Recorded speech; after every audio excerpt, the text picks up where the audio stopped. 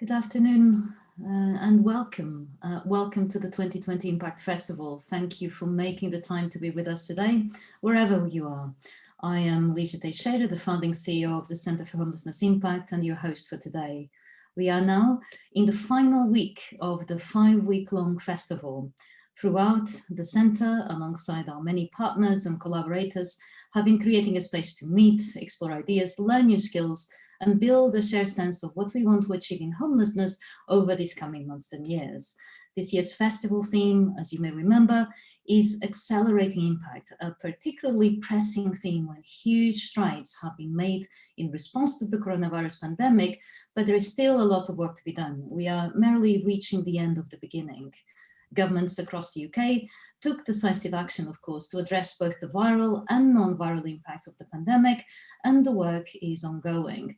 This is why we were keen to ensure that during the festival you had the opportunity to hear from ministers and officials leading this work across the country. So far, we heard from 3 of the 4 ministers with responsibility for homelessness, and we are thrilled that in today's session we are able to discuss the developments in England.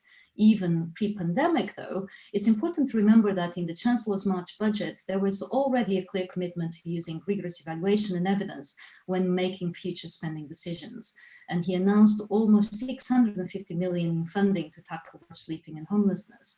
This came on top of more than 260 million in funding for 2020-21 to support the government's commitment to ending rough sleeping in England by 2024.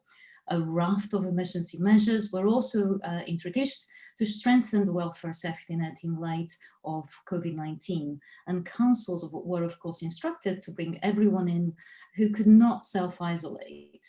More recently, 105 million were made available to keep people off the streets. And of course, Dame Louise Casey continues to lead a not so new task force. So what needs to happen next? And what does all of this funding, all these activities amount to? Incredibly important questions that will be discussed today.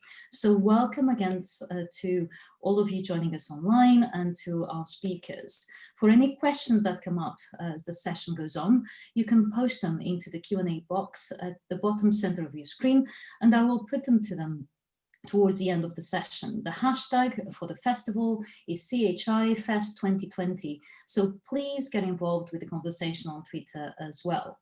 But first of all, we will hear from the Minister, who due to unprecedented circumstances, of course, couldn't be with us today. However, he ensured that a pre-recorded message was available and also made sure that MHCLG could be represented to answer your questions. Luke Hall, as you may remember, was appointed Minister for Rough Sleeping and Housing at the Ministry for Housing, Communities and Local Government on the 22nd of July 2019, and he's been elected Member of Parliament for Thornbury and Yate since May 2015. So we will now play the video.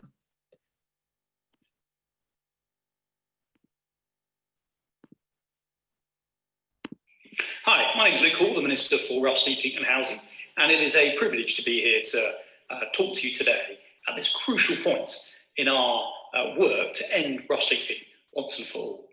Because as we're cautiously welcoming a return to a more normal way of life, there is one aspect of pre-COVID life we don't want anybody to have to return to, and that is sleeping rough on our streets. And at the Centre for Homelessness Impact, you have been at the heart of this work and this challenge, using data and evidence to support better policy. And that work and our work is all the stronger from working with partners like you.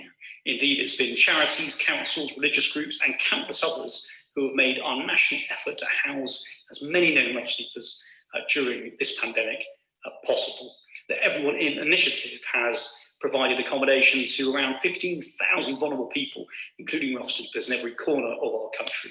Yes, it's been a phenomenal achievement, but we are alive to the fact that continuing this progress might be even more challenging. So we've got to make sure that as few people as possible ever return to life on our streets. It's why the work of the Rough Sleeping Task Force will continue to be so vital in the months and weeks ahead. And we're supporting that work through the Next Steps accommodation programme. And this year we've injected £266 million of funds to create 3,300 homes for people recovering from rough sleeping, alongside work to provide interim accommodation and support to those who need it the most. And we've also urgently released funding for substance misuse services as part of a £262 million package announced at budget. This will make sure that vulnerable people get the services and support they need to rebuild their lives. And look, these have been important and dramatic interventions, and we know ones that can make a real difference, because they build on the work that's already been happening across many different layers of government and local government. And I want to summarise our work in three key areas. First, on gathering evidence to understand what truly works and then using it to implement policy. Second, putting in record levels of funding. And finally, third, pulling every lever of government to make that change happen. On the first area, I know that you'll agree that there's been relatively few high-quality evaluations of homelessness policy in our country. I know this is something that you've been determined to change, and just like you, we want to understand better the people that sleep rough and the interventions that can help turn their lives around. And there have been huge efforts recently on this front, including the evaluation of our rough sleeping initiative. There's been valuable lessons that we've learned from the Housing First pilots in Liverpool, Manchester and the West Midlands, and the recently completed one of the largest data collections on people sleeping rough ever undertaken. And that second pillar that I mentioned on record funding, because once we know what works, we have to put in that record level of funding. And this year we're providing over £500 million to tackle homelessness and rough sleeping, and £263 million of that to help local authorities prevent and relieve homelessness in their areas through the Homelessness Reduction Grant and the Flexible Homelessness Support Grant, and £112 million for the Rough Sleeping Initiative to help around 270 local areas tackle rough sleeping in the communities that they know. And the Rough Sleeping Initiative evaluation showed that the RSI has reduced the number of people sleeping rough by 32% in the areas funded compared to where they would have been if it hadn't have been in place. And that third area is to pull every lever of government possible. The Homelessness Reduction Act, which came into force in April 2018, is the most ambitious legal reform in decades. It puts new duties on councils to prevent and relieve homelessness, including for single homeless people who are, of course, a higher risk of sleeping rough.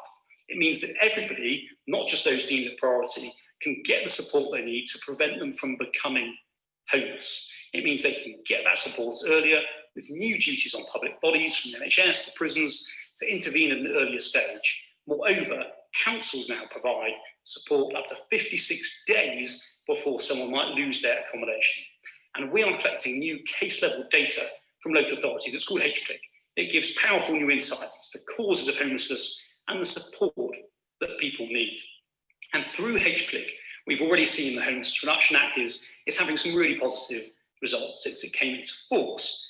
Over 200,000 households have had their homelessness successfully prevented or relieved, and nearly 2/3 of the applicants receiving help have been single households who would have previously been less likely to have been offered support.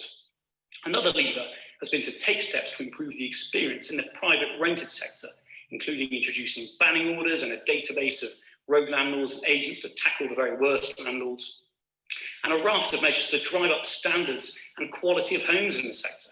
And we're also completely committed to making reforms to give tenants even more security, including abolishing Section 21 of the Housing Act 1988, which I think is genuinely an important step to protecting tenants from unethical behaviour.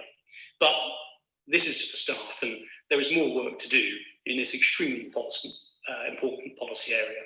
And that final lever of government I would reflect on is what we build.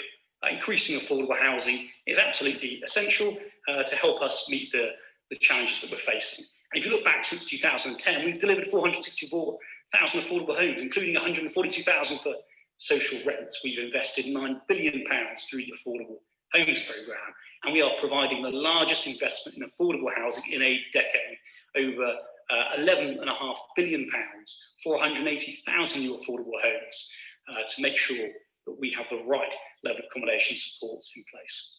And in closing, I do want to say it's worth taking a moment to step back and think about some of these achievements. Yeah, absolutely, we should celebrate them and we should do that, but we have to take what we've learned and move forward with the same passion, a combination of speed and compassion.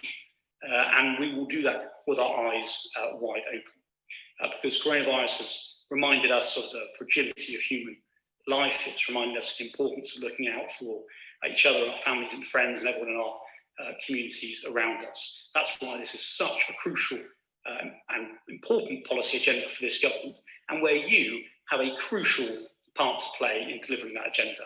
So I want to take this chance, this opportunity, to thank you for everything that you are doing in our shared moral mission to end rough sleeping for good. Thank you. And just to thank the Minister again for making the time to ensure we could listen to the things he wanted to highlight with us today. And we are certainly thrilled to hear the focus on what works and making sure that we target the resources we have, which will always be limited no matter what circumstances, as effectively as possible. And I suppose, Rick, you represent many of the people that the Minister was thanking, so it'd be great to hear from you next. You need very little introduction, but of course you've been the Chief Executive of Homeless Link since 2012, and you're a member of the government's National Rough Sleeping Advisory Panel, and as well as the LIA's Rough Sleeping Task Group. You also represent Homeless Link International as a member of FIANSA, the European Homelessness Network, and the Housing First Europe Hub. You're prolific on Twitter and still manage to find the time to sing and play around with classical cars in your spare time. So it'd be great to hear from you, and obviously as well your members. Over to you, Rick. Thank you very much, Legia, and thanks for the invite along. Hello from my very hot spare bedroom in Kent. I've turned the fan off because you otherwise won't be able to hear me. I mean, first of all, a kind of bit of a disclaimer. I should tell you that I'm an optimistic kind of person, and I'm a glass half full kind of person. And not everybody is nowadays, but I'm prepared to sit here now and thank the Minister and the Ministry for the work that they've done during this pandemic. I think MHCLG has stepped up. I think I know enough of the individuals within the various teams within MHCLG that have been working on this to know that they've shown a lot of courage and tenacity, patience. They've stuck their neck out, I think, in support of the Everyone In programme. And I think we've got a lot to thank them for. So I want to say that right from the start, that I think the efforts have been fantastic. And, you know, I am implicated in this. As you say, I was a member of the government's Rough Sleeping Advisory Group that put together the rough sleeping strategy, which of course kind of predated the coronavirus situation by probably 18 months, and targets had been set as part of the development of that rough sleeping strategy, which I'm very keen for us to return to. The halving of rough sleeping within 4 years and the ending of it within 7. In fact, those targets were even accelerated before the pandemic. The commitment of resources and an understanding, I think, of what good practice means in the context of homelessness in a way that perhaps government haven't shown before. And I think that's partly because of their decision to have rough sleeping advisors that had been seconded in from the sector. So people that had run the kinds of services that my members deliver, and therefore able to offer that expert advice, not just to local authorities and to charities, but also internally within the ministry. And I think that's been really, really kind of positive. I will say, however, that there are kind of 2 or 3 things where I think where I do kind of would like to fundamentally challenge the Minister's presentation, and you'd expect me to do that, I'm sure. The first is, and I'll keep this brief, but I think it's a shame that Luke wasn't able to be here in person, because I think it does somewhat stifle the discussion. Having said that, I'm really pleased that Richard is here. And I look forward to hearing what Richard has to say. Secondly, I think it's really easy for ministers to bandy around numbers when it comes to resources that are made available. So kind of to the average person, I'd imagine when you hear numbers like 266 million or $500 million, that sounds like a really big sum of money. But one of the things I've learned as chief executive of Homeless Link is that when those millions have to be spread across a very big country, by the time they reach local authorities, the amounts are actually quite small. And sometimes they're not even big enough to really make the change that you want to.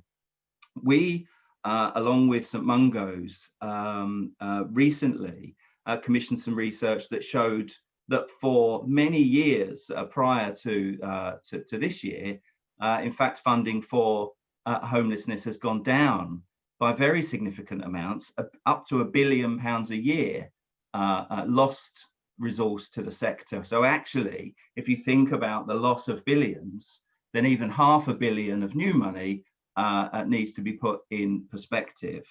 That although the numbers might sound a lot, by the time they reach local areas, they can be very small indeed. And the other point I wanted to make about something that the minister said was he did use the phrase housing people. And I'm not sure that that's accurate. I'm not sure that what the Everyone In programme achieved was to house people. I think what Everyone In achieved was to temporarily accommodate people to protect them from COVID. And that's a very different thing to housing them. I think what we did during Everyone In was find places for people to stay. And that's not the same as finding places for people to live, because you can't build a life for yourself from a hotel room. You can't build a life for yourself from a night shelter bed, and you can't build a life for yourself from a shop doorway. To build a life for yourself, you have to have a home, and it has to be yours, and it has to be permanent. And I don't think we're there yet. I think the Next Steps programme offers the possibility of the creation of places for people to build their lives, but it's far from guaranteed.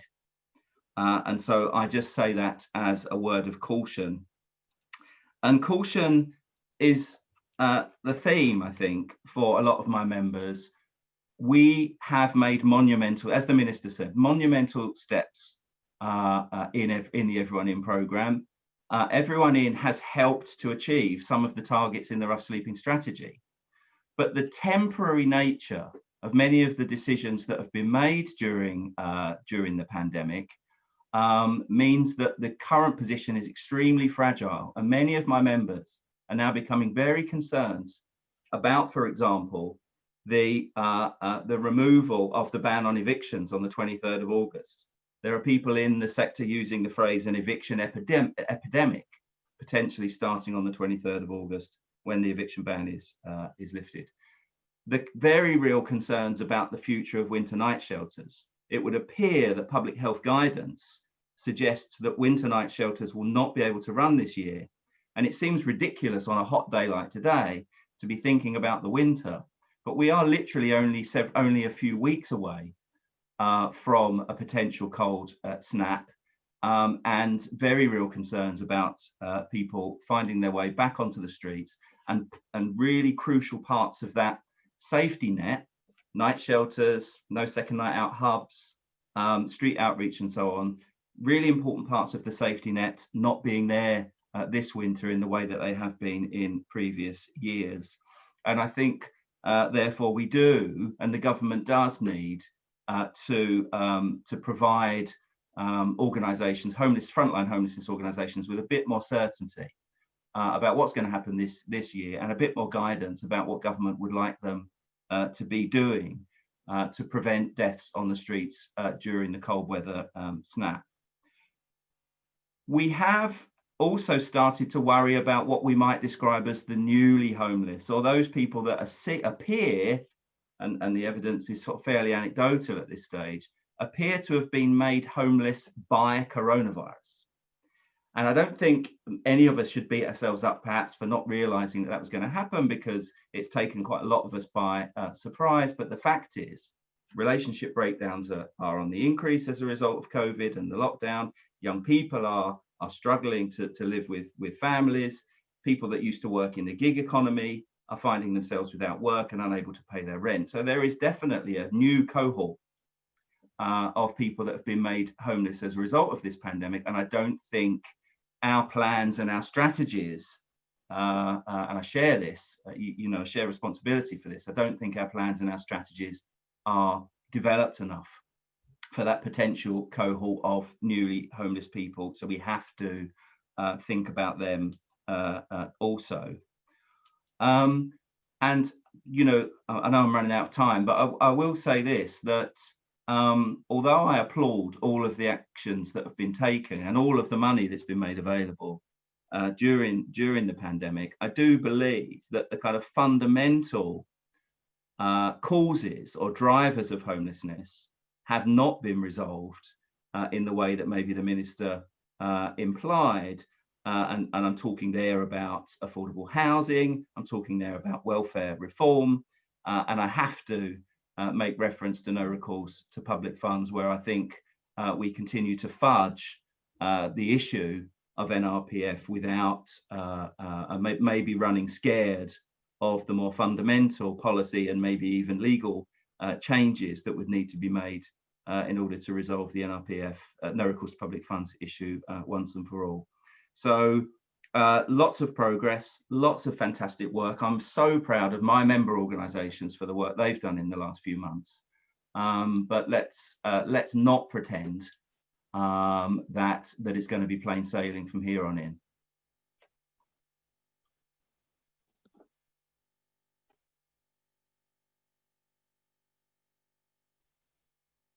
Thank you so much, Rick. That was incredibly helpful. And we will come back to some of the themes you've highlighted, from the question of resource, how much resource is enough.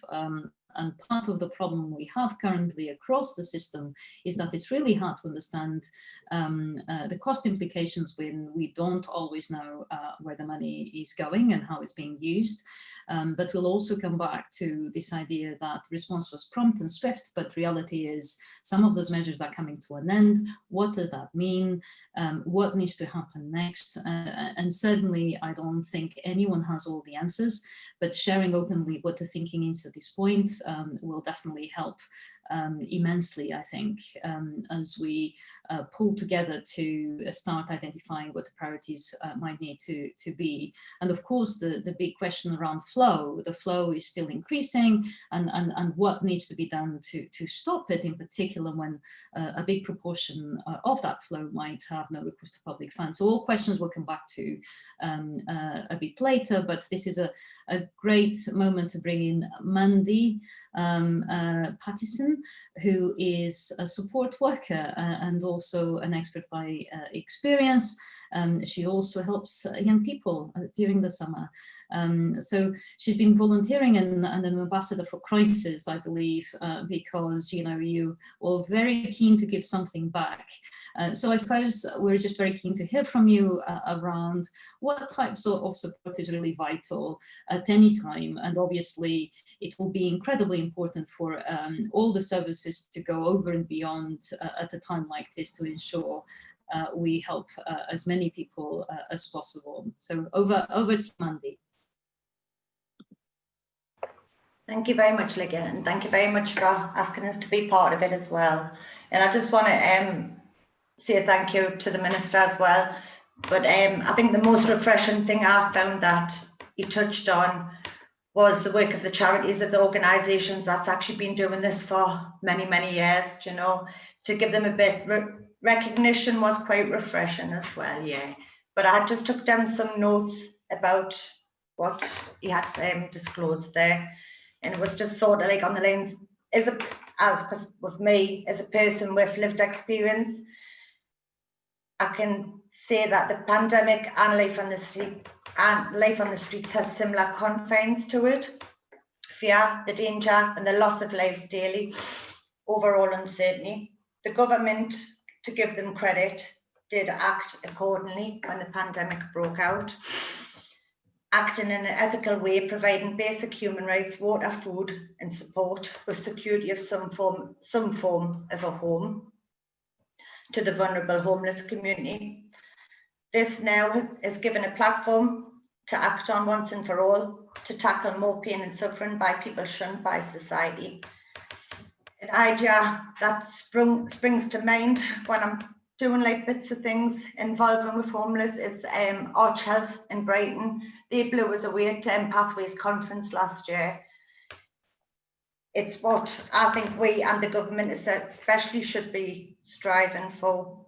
A team in one building, just one solo entity, providing all areas of support, such as mental health, GPs, addictions, housing benefits, and built around the individual's needs that's congruent to themselves.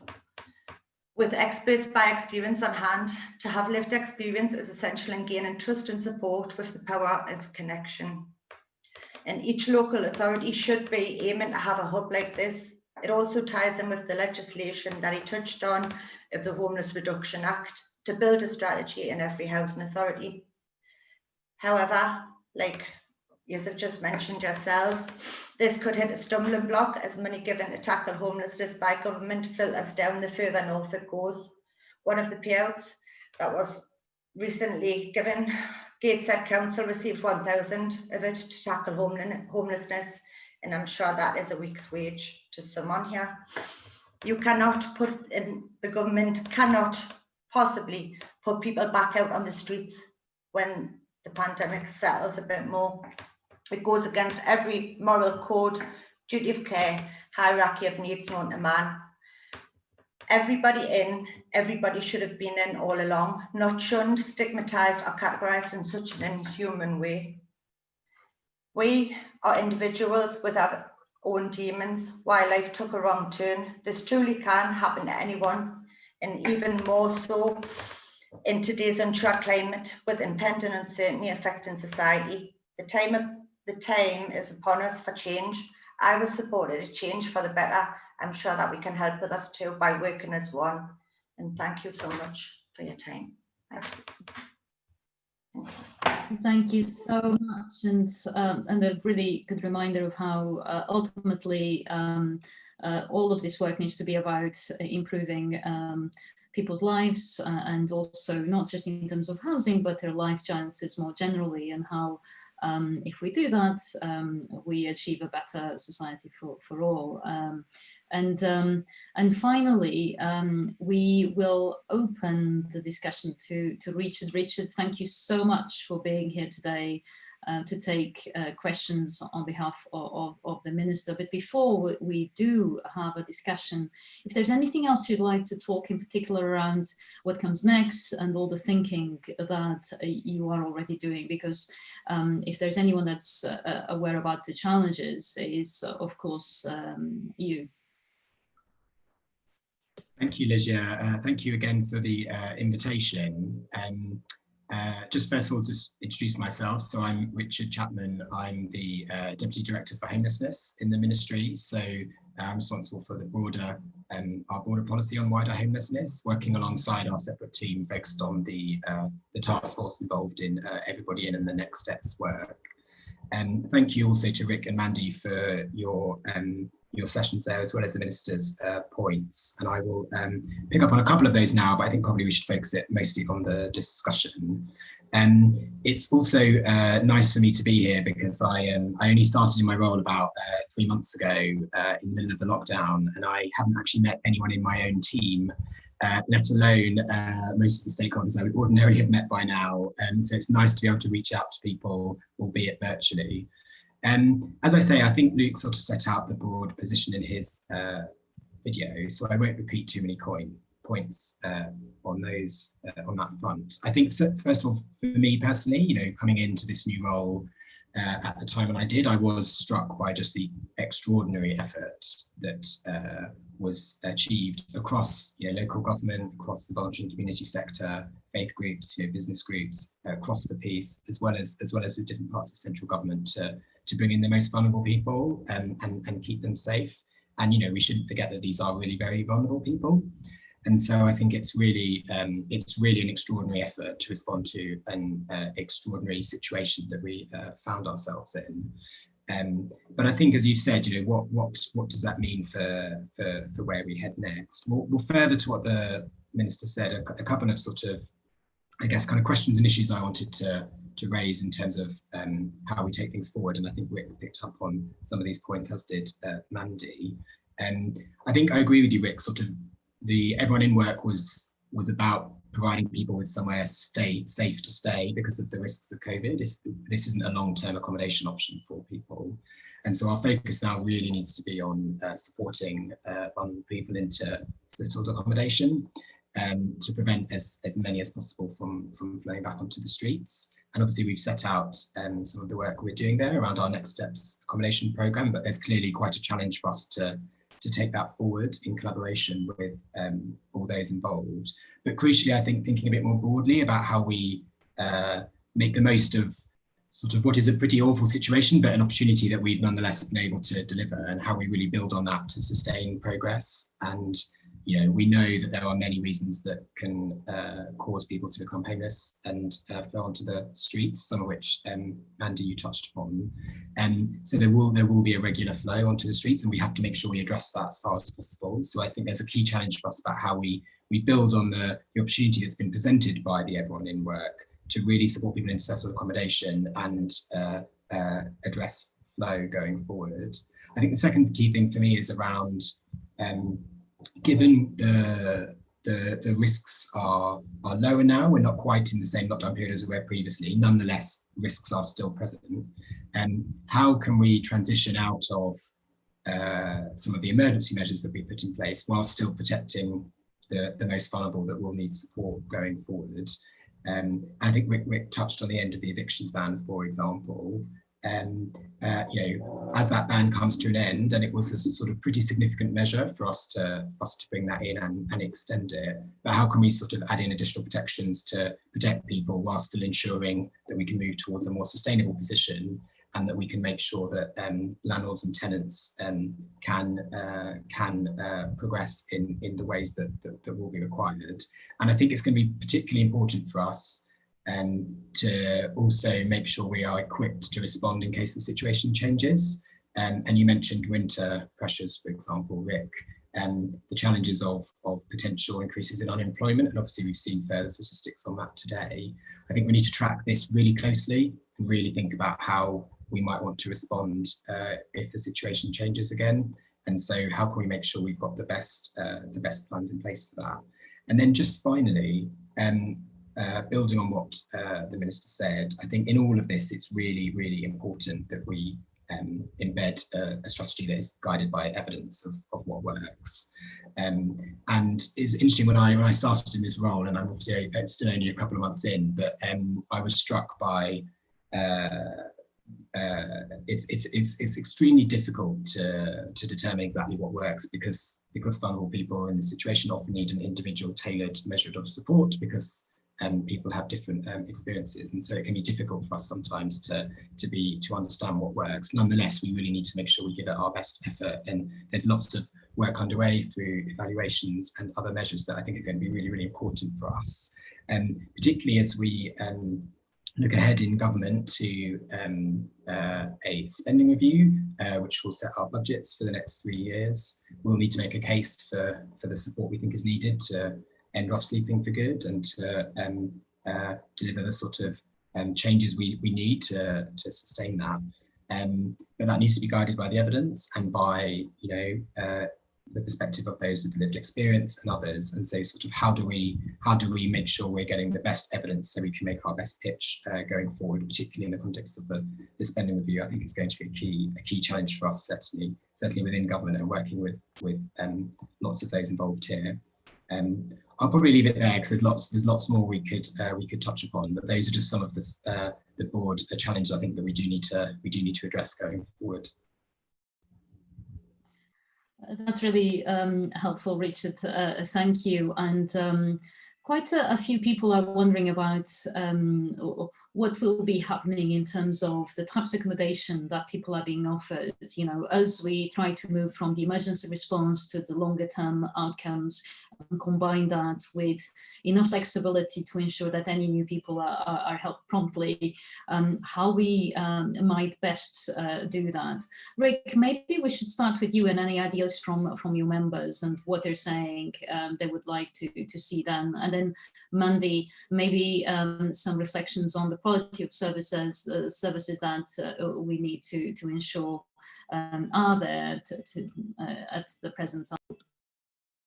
Yeah, thank you, Ligia. On the issue of kind of models of accommodation and kind of housing supply, I think we need to recognise that there are kind of huge regional variations in this regard that have to be taken into account. There really is not a one-size-fits-all when it comes to accommodation in this country.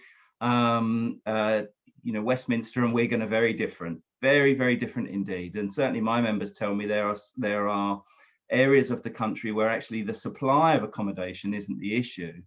The issue is that the LHA rates, for example, are not set at the right level to make those kinds of places affordable, number one. Number two, attitudes of landlords is still a big problem in certain areas where landlords are not keen to rent to people with a homelessness kind of history or anything like that, and that's such a shame. And I think that's changing, but I think it's still prevalent in some areas.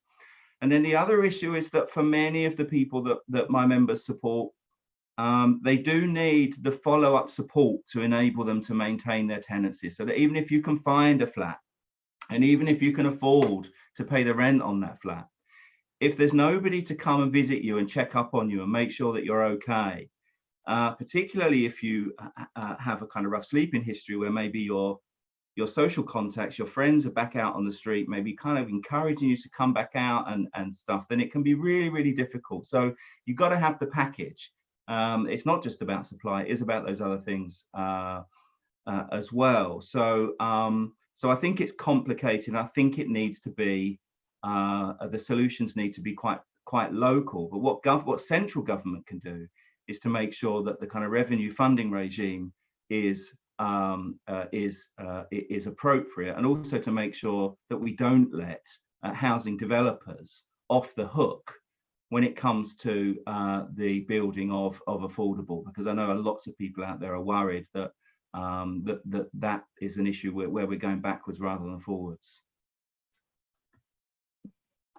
And Mandy, what are the top 2 or 3 things that services must stop doing and start doing? I think really for me personally that the fact that as I've got a bit more knowledge and things like that, I see crisis, all the charities, all organisations have massive impact. I'm living proof of that, do you know what I mean? They've helped piece me back together, rehabilitation, do you know, all this. But it's a case of, it's a monopoly still on people. It's pulling together and joining forces, and strength in numbers are all cliche to help combine. And that's like what I touched on earlier about that recovery. And it is, every person is so different. Every person has different needs, such as life. Each one we here today has different needs, different wants, different likes.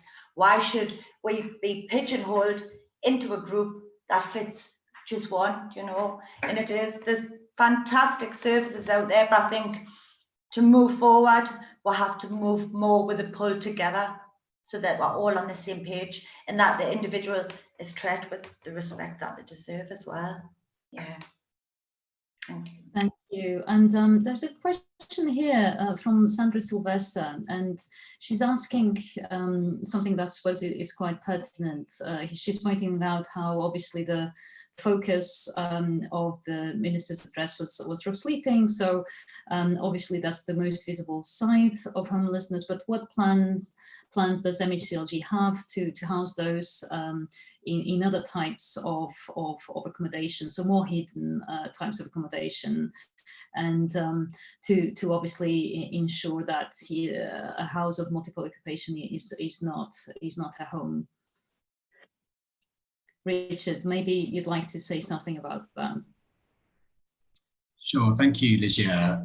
Just to briefly pick up on the first question, I certainly agree that we need to have a tailored approach to individual needs at the heart of all of this, as both Rick and Mandy have said. And I think I also agree that what's really fundamental here is it's not just the capital or the bricks and mortar that might be a roof over someone's head, it's actually the ongoing support that we know a lot of people will need to sustain tenancies and get their lives back on track. And our Next Steps accommodation programme, which I think the Minister mentioned, is intended to support a range of different things. So there are some short-term measures that might help people, for example, reconnect with family and friends, or sustain a PRS tenancy.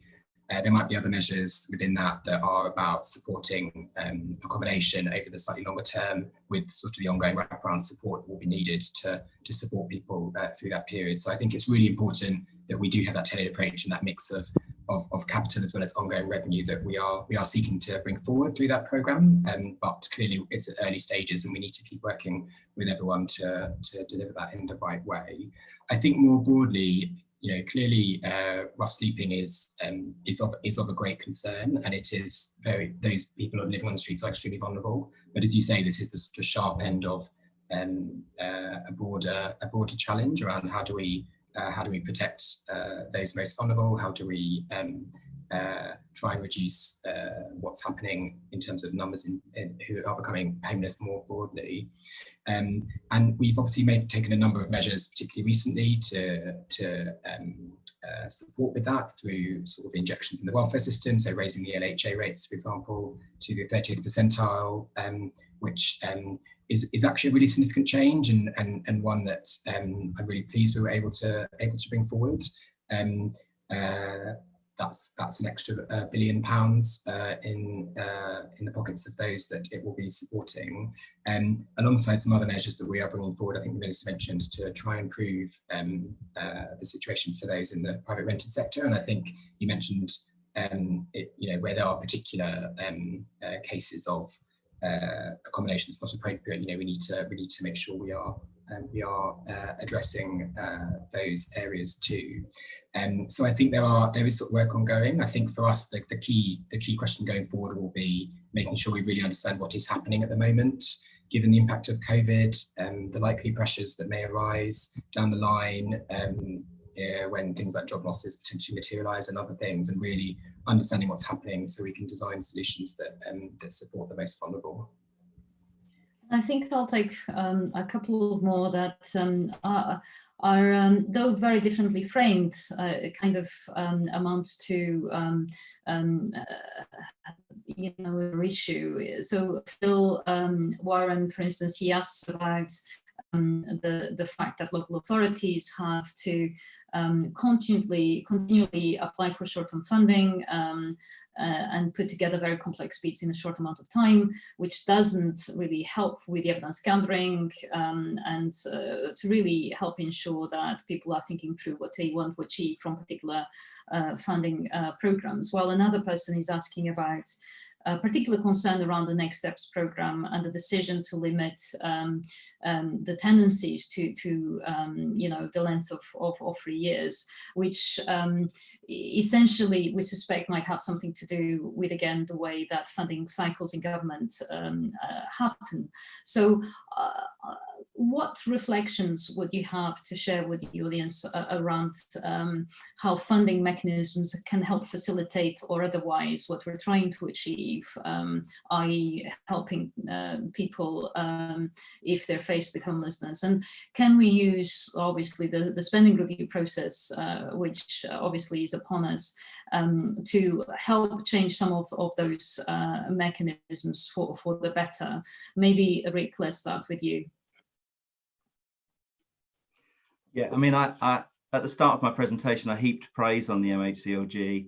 I'm not convinced that other parts of government are as committed to ending homelessness as the CLG is, and I'm particularly referring here to the Treasury, because my understanding is that CLG has had to wrestle funding off of the Treasury, and that this goes some way to explaining why the money tends to come out in chunks rather than as one kind of, comprehensive programme. If you think about that figure of £500 million that the Minister referred to in his presentation, and my members, we have this conversation all the time. Imagine if that £500 million had come out in one lump as part of a kind of long-term strategy that included revenue and capital, that was available for not just local authorities, but charities as well, and housing associations to bid for. And if we'd have been set the target of bidding for funds, not to cope with COVID, but to reduce the numbers of homeless people, rough sleepers, and people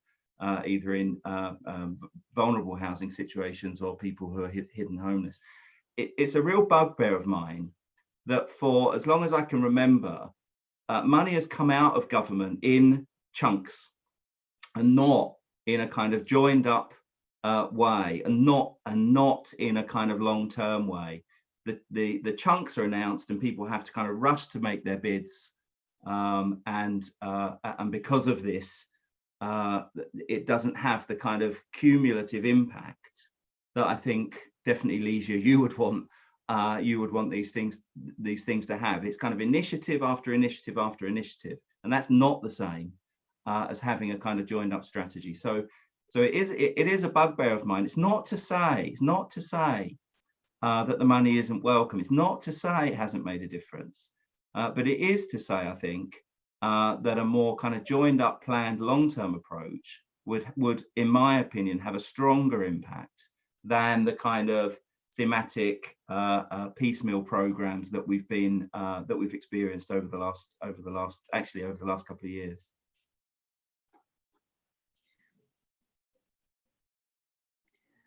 And Richard, what are you hoping, that, forthcoming developments like the spending review might help create, as an opportunity to change some of these thorny issues that are very difficult to resolve for all sorts of reasons? Is there an opportunity there that we can use to help with these either issues? Thanks, Ligia. I mean, first of all, I think we do recognise that sort of there is quite a burden in sort of responding to multiple funding streams, and we do as much as we can to streamline things as much as possible, but I know that's not always as streamlined as it might want to be. I sort of can't really speak for the Chancellor in terms of his approach for sort of managing funds overall, but I think we do recognise the sort of advantages in trying to be as strategic and streamlined as possible.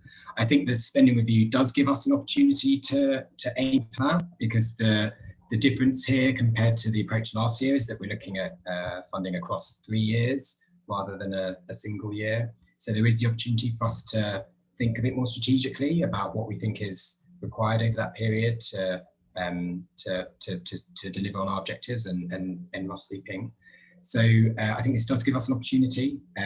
It's quite early in the process for us to, none of the decisions will be taken by me. They'll be taken far above my pay grade by the ministers that are responsible. But I think certainly this is an opportunity for being strategic, thinking long term, and thinking about how the system works as a whole. So it's sort of, for me, there's a real question about getting the balance right between what you might term sort of crisis intervention measures, which is absolutely required for some people, but also how can we get the balance right with measures that will actually prevent people from becoming homeless and rough sleeping in the first place. I think that's going to be a really key question for us as we head into this period.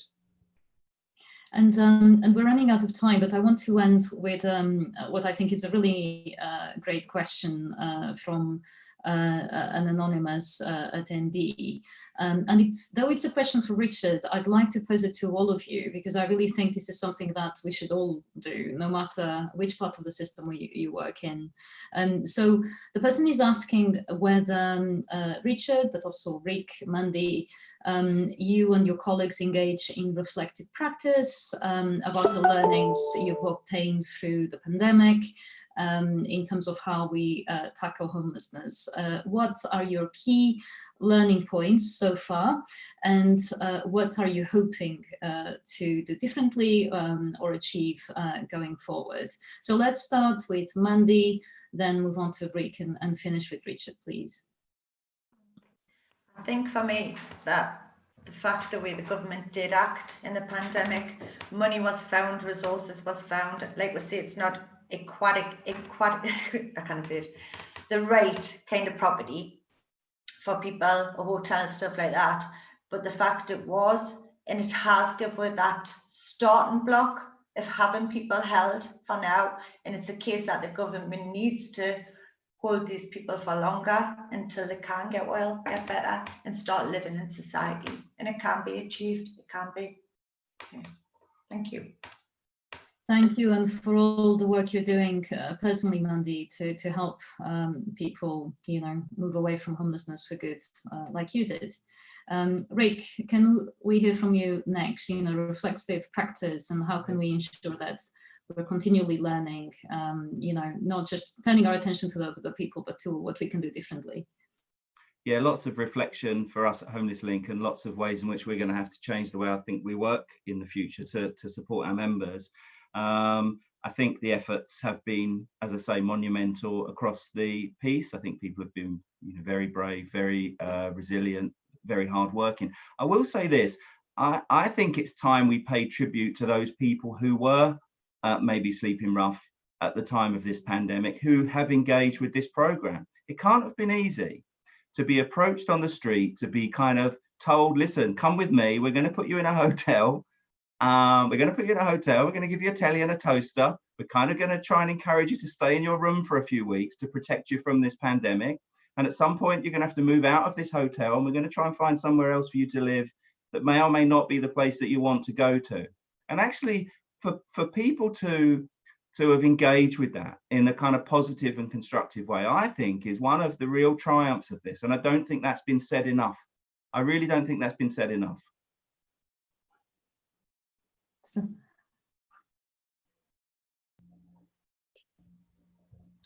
And a couple of final reflections from me in response to that question. I mean, yeah, I think I completely agree. It's very important to take the time to sort of reflect on how things have been going. And it can be hard to fit that in around the demands of the job, as I'm sure everyone finds, but nonetheless, we need to kind of find the time to do that. I think a couple of key things for me are, certainly I agree with Mandy, sort of just showing what can be achieved when we really come together and work together towards a common goal. And I think particularly for me, sort of just, you know, the role of such a broad range of different partners here. So, you know, we've got really key role from local authorities, really key role from lots of different aspects of the voluntary and community sector, and from faith groups and businesses, from lots of different parts of central government.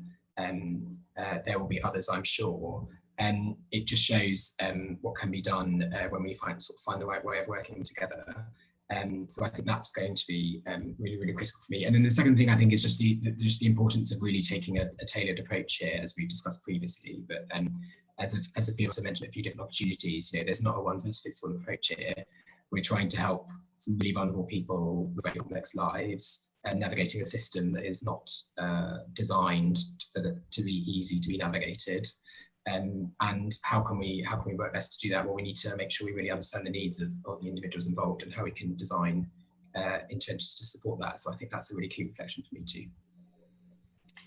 Thank you so much, Richard. We're going to have to leave it there, but it's quite clear to us that you know, key ingredients, I guess, for success in the months ahead will be resilience, humility, and aiming high, because this work isn't easy. And one thing that's certain is that we can always be doing better, no matter what role we play in the system. So today was a great opportunity to obviously hear the perspective of the government. So thank you so much, Richard, for being here to answer our questions. The challenges we're facing are huge, not least because the coronavirus outbreak is far from over yet.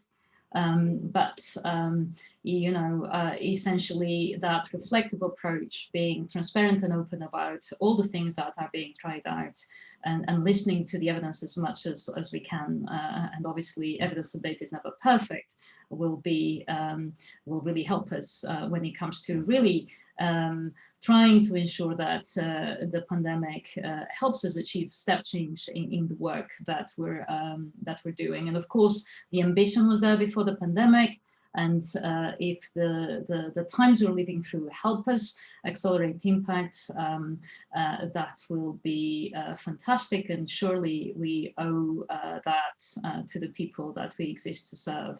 So thank you again to all of you for being here and for your comments and thoughts throughout, including the people, of course, joining us online. Sorry we didn't have the time to go through all your questions, but continue to share your thoughts online, on Twitter, and we'll do the best we can to answer them. And as you know, this is the final week of the festival, but there's lots of fantastic sessions still in the pipeline. So do go on the website and look at what's coming up in the next few days, from sessions in implementation science to innovation. There's a bit of everything for everyone. So I'll leave it there. And thank you so much again, and we'll see you again very soon. Take good care. Bye-bye.